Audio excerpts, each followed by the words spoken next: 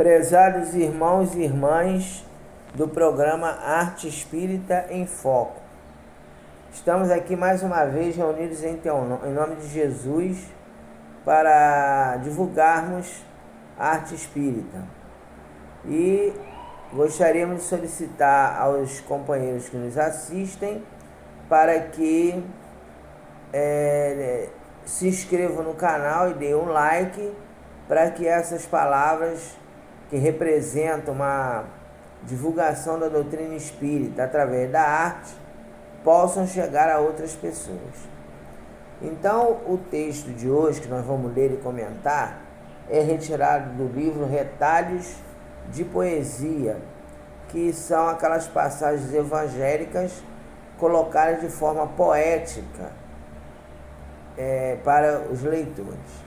Então, nós vamos ler e faremos os comentários. Então, o texto intitula-se A Tentação e o Tentador. A Tentação e o Tentador. Acompanhei Jesus até a orla do deserto.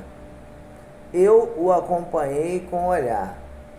Ele adentrou-se no deserto e no meio das areias ardentes encontrou o tentador, que lhe disse: Tu sabes que domino o coração humano, levo homens ao crime, conduzo mulheres às grandes traições, arrasto crianças à revolta, levo velhos ao desespero. Não vês que jamais pessoas imperfeitas ouvirão o teu canto? De onde eu venho, almas aflitas chafurdam-se na lama dos vícios. Almas dementes vagueiam em busca de um socorro que nunca virá. Não percebes que a poesia divina jamais vencerá o assédio das trevas? Jesus sorriu e respondeu: Esqueces, tentador, que no fundo do vômito humano existe uma chama sagrada denominada esperança. Apesar da demência, do desespero, da revolta, das blasfêmias, o cântico da esperança permite ao homem uma claridade de luz que afasta o assédio das trevas. Chega um dia no qual as pessoas cansam de chorar. Chega um instante no qual até os piores monstros da terra entediam-se com o cheiro de podridão que suas narinas absorvem. Nesse dia, o cântico da esperança desperta suave e permite ao olhar aflito o nascimento de uma manhã repleta de luz, povoada de pássaros, envolta em poesia. Os milênios de sombra rompem-se e as almas desviadas do bem brandem um sorriso de renovação e iniciam um longo processo de desmaterialização dos erros e equívocos, sendo capazes de até mesmo retornarem aos antros de onde saíram, para carregarem nos braços aqueles que ainda sofrem. Por isso, tentador, não menosprezes o poder da esperança. Ela é capaz de transformar demônios em anjos. O tentador não se deu por vencido e voltou à carga. Vês os reinos da terra? Existem homens que dariam tudo para obtê-los, sangrariam a jugular de suas próprias mães e beberiam o sangue daquelas que os geraram, para usufruírem apenas por um dia do prazer de sentarem-se nos tronos da terra. Não percebes que o teu cântico jamais conseguirá sensibilizá-los? São loucos pela cobiça, cegos pela ganância, embriagados pela glória. Não percebes que a vida desses homens me pertence, que jamais eles serão capazes de segui-lo? Jesus sorriu e respondeu: Meu Pai envia um pássaro negro para domar o ânimo ardente de tais homens. Apesar de escuro como a noite, ele não é mau. apenas é muito severo. O nome desta ave é sofrimento.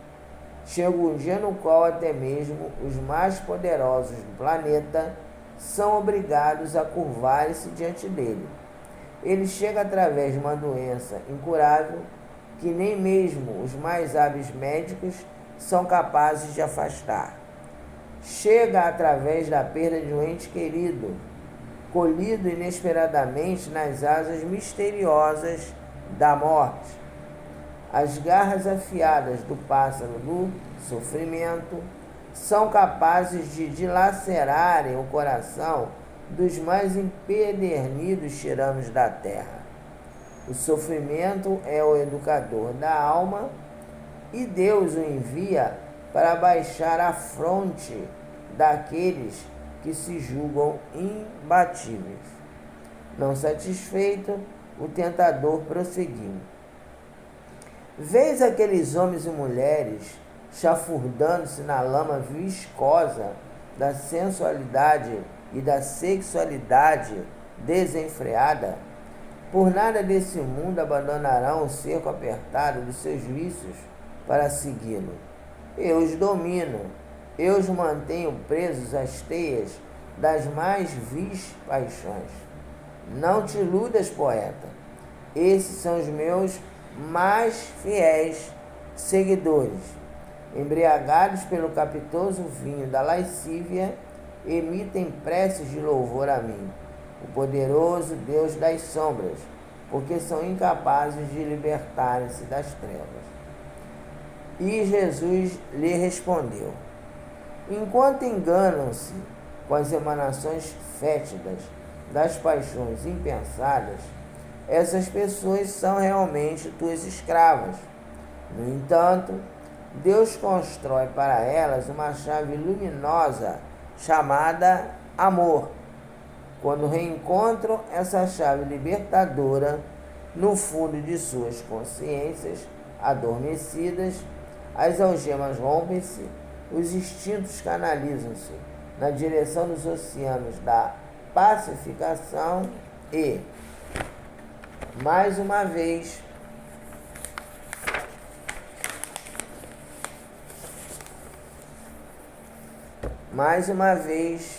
demônios transformam-se em anjos. Mulheres prostituídas cobrem a nudez de suas almas e untam seus cabelos com renovados perfumes. Lavam suas mãos com leite e mel, apenas para acolherem nos braços o esposo bem-amado. Homens viciosos despem a capa esfarrapada da solidão e constroem um berço luminoso, no qual adormecerão a esposa adorada. Jamais duvide do poder do amor, porque ele também é capaz de transformar demônios em anjos. Não se dando por vencido, o tentador procurou enredá-lo. E os falsos profetas? Futuramente o teu cântico renovado... Não, perdão, eu errei aqui. E os falsos profetas? Futuramente, mesmo que o teu cântico renovado prevaleça, eu encherei os teus templos com a presença deles. Tu sabes que o farisaísmo jamais desaparecerá da terra, e eles, os falsos profetas, desvirtuarão profundamente a tua palavra. Os dogmas escravizarão o teu canto. Jesus sorriu e respondeu: esquecestes da fé? Ela é o poema verdadeiro que arrasta multidões, calando até mesmo os lábios impuros dos mais hábeis pseudo-sábios. Esquecestes da caridade? Ela é a fruta saborosa no pomar divino, capaz de saciar a fome da humanidade inteira.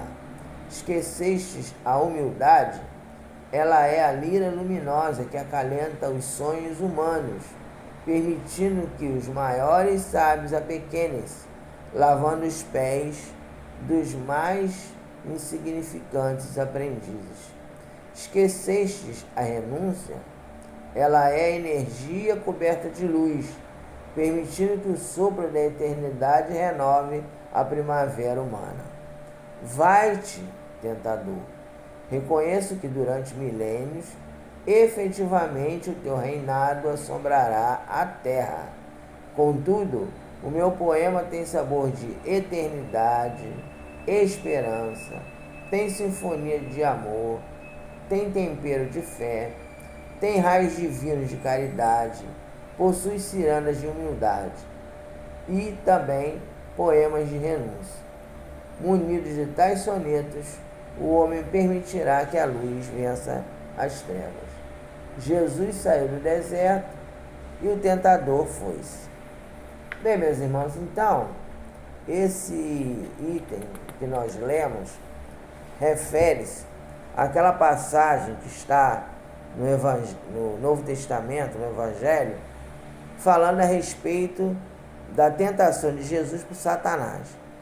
Então nós gostaríamos de fazer uma reflexão com vocês de como a doutrina espírita encara esta passagem, de como a doutrina espírita encara esse entendimento acerca do inferno.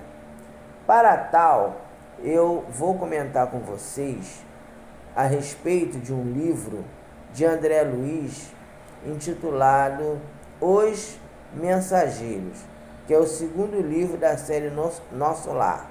O primeiro foi Nosso Lar, o segundo foi Os Mensageiros.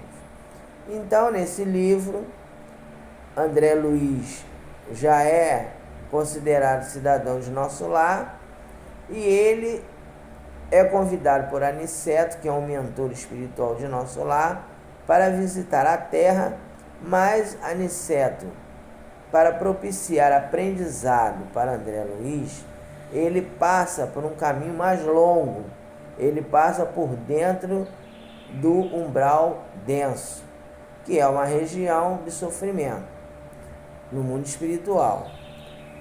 E o André Luiz está acompanhado por um amigo dele, um médico que ele conheceu em Nosso Lar, que o acompanha.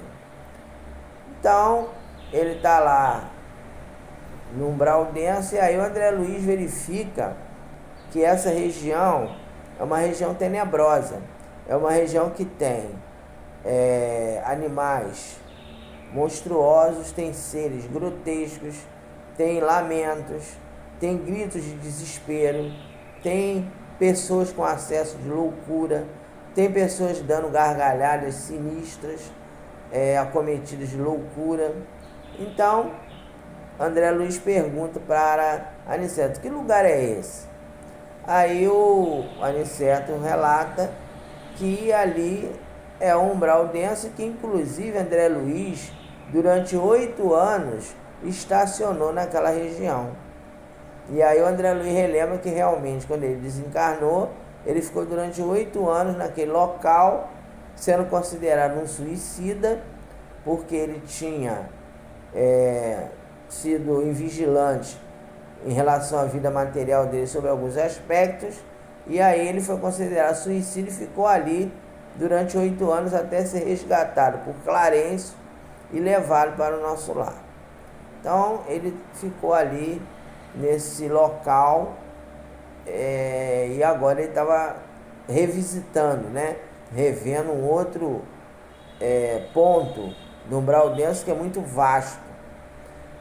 Então aí eles vão caminhando e Aniceto vai explicando para André Luiz que aquela região, com aquela condição de sofrimento, aquela densidade vibratória, significava a união de pensamentos desequilibrados dos seres que lá se encontravam.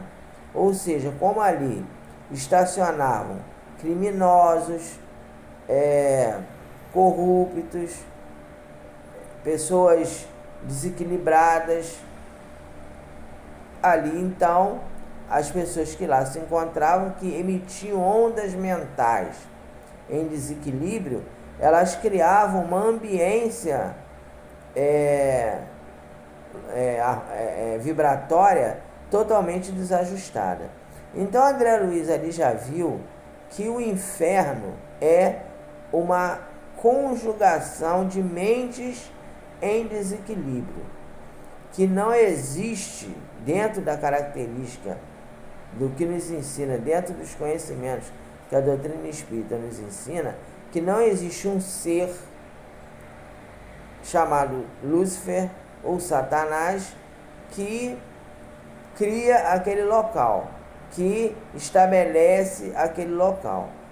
Existe sim essas regiões de sofrimento, mas que representam uma união mental desequilibrada de espíritos que estão em débito perante a lei divina devido aos vícios, devido ao ódio, devido ao sentimento de vingança, devido à prática de crimes, de corrupção. Então aquelas pessoas que durante a vida terrena foram desequilibradas, foram mal intencionadas, elas ao desencarnarem, elas não conseguem ascender para planos mais elevados e ficam provisoriamente nessas regiões para que as suas consciências despertem e elas possam em algum momento renovar as suas atitudes e agir de outra maneira.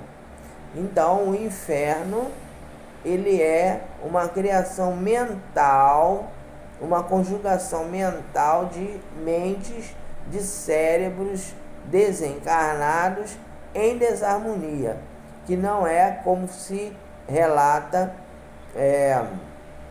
vulgarmente, que tem ali uma entidade única cercada de demônios que provoca aqueles fenômenos.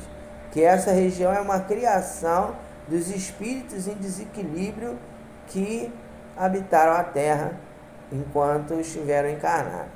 Então o inferno, ele é essa condição de mentes desequilibradas. Aí o Aniceto explica essa situação para o André Luiz e continua caminhando. Então, ao caminhar, depois de algum tempo de caminhada, o Aniceto, o André Luiz e o amigo dele, o amigo do André Luiz, chegam a uma colônia chamada Campo da Paz. E o Aniceto toca na campainha lá da colônia, uma forma de identificação, né? De mostrar que tem alguém lá do lado de fora. E aí as portas se abrem e aí André Luiz nota a diferença que existe entre o ambiente interno de Campo da Paz e o ambiente externo. Então, Campo da Paz, como é habitado por espíritos equilibrados, por pessoas bem intencionadas, por seres que desejam evoluir, então a ambiência lá é totalmente diferente. É uma ambiência harmônica, tranquila, que os espíritos estão habitando residências espirituais que tem o seu toque de beleza, tem jardins, enfim, é uma cidade espiritual que tem a sua beleza em função dessa conjugação mental de espíritos que estão buscando um processo evolutivo e que estão dispostos a amar a Deus e amar ao próximo. Então ali fica claro para o André Luiz que o inferno é uma projeção da nossa mente. Então vamos dar um exemplo aqui para ficar mais claro essa situação.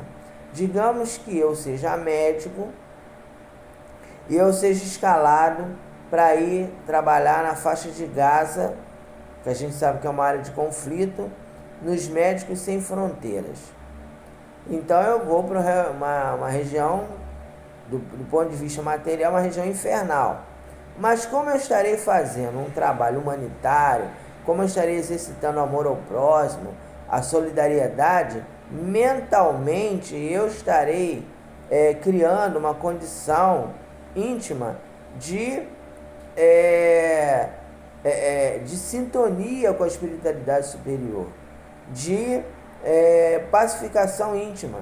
Eu não vou estar naquele clima de ódio, não vou estar escolhendo paciente, né? Ah, não, você é palestino, não vou te atender. Eu só atendo esse aqui que é da minha religião. Você que é da religião contrária à minha, não te atendo. Quer dizer, então, a pessoa que é humanitária, a pessoa que é boa, a pessoa que é caridosa, em qualquer lugar que ela estiver, ela estará mentalmente sintonizada com Deus, estará num processo de felicidade relativa, porque estará exercitando o amor ao próximo e exercitando a caridade, e estará numa condição de consciência pacificada.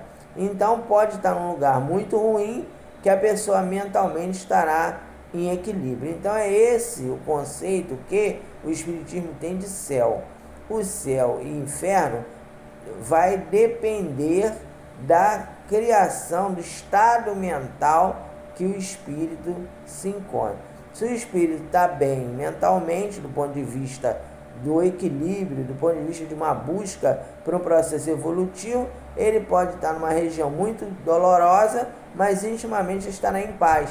É como se ele estivesse atravessando o deserto, mas intimamente ele vai ter a convicção de que ele vai sair dali, de que ele vai conseguir se libertar, de que ele vai conseguir encontrar um oásis.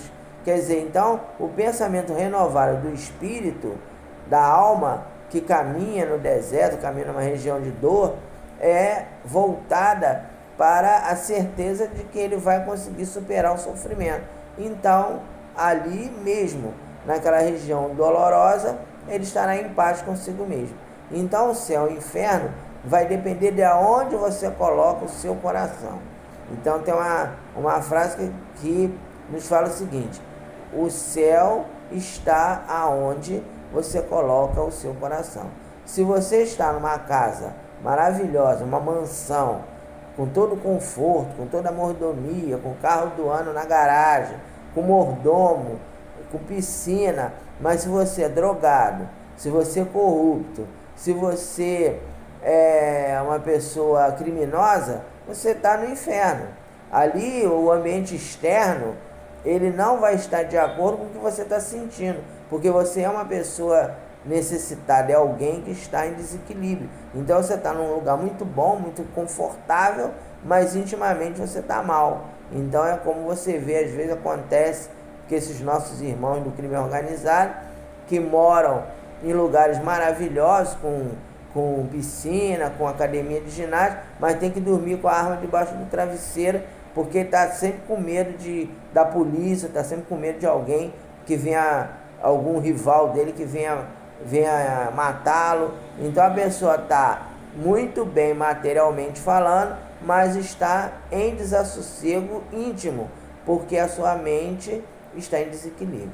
Então o céu e o inferno é mente, é uma criação íntima. Não é um lugar que fala assim, não, ali é um lugar em que o Satanás está mandando. Não, é uma conjugação de mentes em desequilíbrio que criam esses lugares. Uma outra situação também que nós gostaríamos de colocar é em relação a esse ser designado como Satanás. Então, no livro Céu e Inferno, do Allan Kardec, na primeira parte, Kardec faz algumas ponderações em relação de como surgiu essa alegoria de Satanás. Então ele fala o seguinte, na primeira parte ele fala o seguinte, que se você pegar os cânones, os conceitos dogmáticos do catolicismo, qual é a história de Satanás? Quer dizer, como é que ele surgiu? Então relata-se nas obras católicas que Lúcifer, isso aí eu estou falando de acordo com o que Kardec colocou, né? Eu não sei se agora, no século XXI, se os nossos irmãos católicos já mudaram esse conceito, mas pelo menos naquela época do século XIX, o que se colocava era esse conceito. E tem alguns companheiros evangélicos que eu conheço, que são meus amigos, que falam também que é isso. Então, como é que Lúcifer surgiu? Ele era um anjo de muita luz, Lúcifer significa luz, e ele vivia lá na corte celestial cercado pelos anjos. De acordo com as informações, era o anjo mais belo que havia na corte celestial. E Deus, num determinado momento, ele designou a Jesus a vinda ao planeta Terra num corpo humano para salvar a humanidade. E que diante disso, todos os anjos teriam que se curvar diante de Jesus, porque ele é o Salvador da humanidade.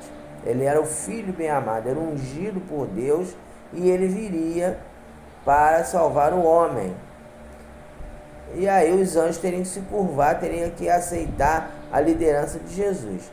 E aí o nosso irmão Lúcifer, né, o anjo de luz, ele não quis se curvar, ele não quis fazer essa reverência a Jesus. Então ele se rebelou, né, falou que ele não ia se curvar diante de um homem e reuniu um grupo de anjos dissidentes e foi para o inferno, que naquela época conceituava-se como se fosse debaixo da terra, né? Então dizia-se que o inferno é debaixo da terra.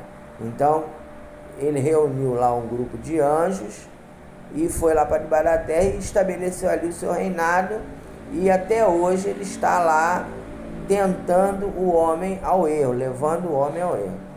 Então aí qual é a reflexão de Kardec? Kardec conta essa história baseada naquilo que o próprio catolicismo no catecismo. Então o que é colocado, né? É colocado, o que Kardec coloca? Coloca o seguinte, que se for realmente esse fato é verídico, né? A gente pode dizer que Deus ele deixou de ser onisciente no momento em que ele permitiu que Lúcifer se rebelasse. Quer dizer, Deus é onisciente, quer dizer, Deus sabe de todas as coisas, né? Então, como é que Deus, que é onisciente, ele não previu que aquele anjo ia se rebelar? Como é que ele não previu que aquele ser ia se revoltar contra ele? Né? Então, ele, digamos que ali Deus ele cometeu uma falha, né? Porque ele deixou de prever que aquele anjo ali ia ser alguém que ia cometer uma falha. Então Kardec relata que se isso for real, Deus falhou e Deus indiretamente criou o mal, e que isso não é possível. Você achar que Deus indiretamente criou o mal, que Deus ia criar o mal, ser o criador do mal, né? Porque se ele criou alguém, se ele criou um ser, criou um anjo, que o anjo se rebelou contra ele, ele naquele momento deixou de ter a onisciência, né? E permitiu que aquele ser se rebelasse, que indiretamente criou o mal. Então isso não tem lógica. E outra coisa, se existe essa região e os seres lá ficam eternamente naquela situação de danação, né? Se revoltados e se remoendo, né? Nas chamas eternas, Deus não tem misericórdia com esses seres. A misericórdia divina está sendo colocada à prova, porque Deus ele não permite o arrependimento e a renovação daqueles seres que lá se encontram. Então Kardec faz essas objeções no livro Céu e Inferno. E aí o que a doutrina espírita nos fala?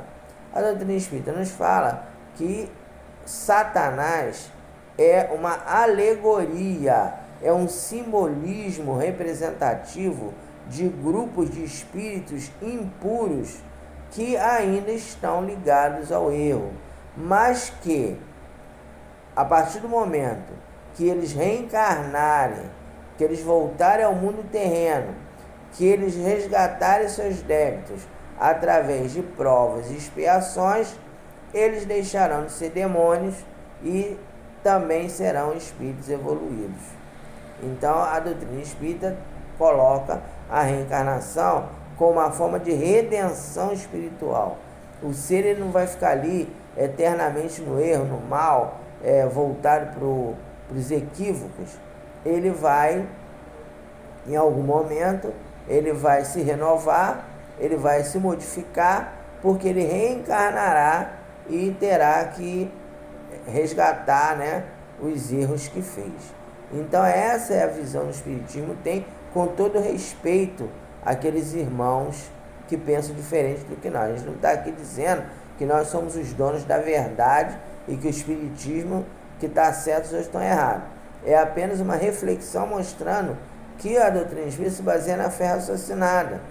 Porque realmente, como Kardec nos fala no Seu Inferno, se Deus não previu que aquele espírito ia se rebelar, ele falhou naquele momento. Ele criou alguém que depois ia se tornar inimigo dele. E se ele permite que seres fiquem ali no inferno eternamente, e mesmo que aqueles seres se arrependam, mesmo que aqueles seres queiram mudar de posição, né? Porque o espírito vai ficar ali milênios, né? Como o catolicismo e o protestantismo não acreditam na reencarnação, eles colocam que o espírito vai ficar ali eternamente. Aí, diante da eternidade, vai que algum daqueles demônios ou algum daqueles danados se arrependa. Fala, realmente eu errei, puxa, será que eu não posso ter uma outra chance? Será que Deus não me dá uma outra oportunidade? Não, você vai ficar ali eternamente e não vai sair mais daí. Então, isso é considerar que Deus está deixando de ser misericordioso com aqueles que se arrependem. Então, a doutrina espírita nos fala que o inferno é uma situação provisória, é um local provisório. Por que provisório? Porque os espíritos se encontram em regiões umbralinas, em regiões de sofrimento, eles em algum momento serão removidos de lá, assim como André Luiz foi, e irão reencarnar e irão ter a oportunidade de repararem os erros praticados e deixarão de ser demônios e serão espíritos equilibrados novamente.